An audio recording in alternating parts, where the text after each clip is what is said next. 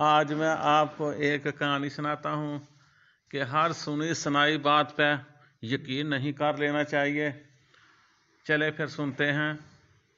دھوبی کی بیوی سے ملکہ سلطنت نے پوچھا کہ تم آج اتنی خوش کیوں ہو؟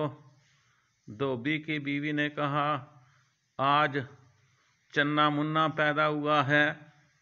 ملکہ نے اس کو مٹھائی پیش کرتے ہوئے کہا، ماشاء اللہ، پھر تو یہ لو مٹھائی کھاؤ چنا منا کی پیدائش کی خوشی میں۔ اتنے میں بادشاہ سلامت بھی کمرے میں داخل ہوا تو ملکہ کو خوش دیکھا، پوچھا، ملکہ عالیہ، آج آپ اتنی خوش کیوں ہیں؟ کوئی خاص وجہ؟ ملکہ نے کہا، سلطان، یہ لو مٹھائی کھائیں، آج چنا منا صاحب پیدا ہوئے ہیں، اس لیے خوشی کے موقع پر خوش ہونا چاہیے۔ بادشاہ کو بیوی سے بہت ہی محبت تھی۔ بادشاہ نے دربان کو کہا، مٹھائی ہمارے پیچھے پیچھے لے آؤ۔ بادشاہ باہر دربار میں آیا۔ بادشاہ بہت خوش تھا۔ وزیروں نے جب بادشاہ کو خوش دیکھا تو واہ واہ کی آوازیں سنائی دینے لگیں کہ ضلع ہلائی مزید خوش ہوئے۔ بولے، یہ سب کیا ہے؟ اس نے کہا، مٹھائی بانٹ دو۔ مٹھائی کھاتے ہوئے بادشاہ سے وزیر نے پوچھا، بادشاہ سلامت، آج یہ مٹھائی کس خوشی میں ہے؟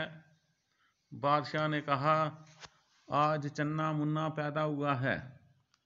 ایک مشیر نے چپکے سے وزیر اعظم سے پوچھا کہ وزیر با تدبیر، ویسے یہ چنا منا ہے کیا شے؟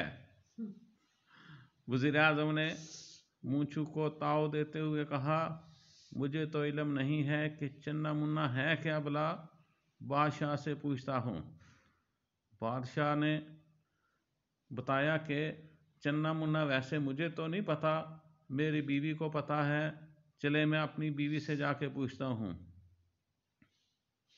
بادشاہ گھر آیا اور بیوی سے پوچھا، ملکہ عالیہ، یہ چنا منا کون تھا جس کی وجہ سے آپ اتنی خوش تھیں اور جس کی وجہ سے ہم بھی خوش ہیں؟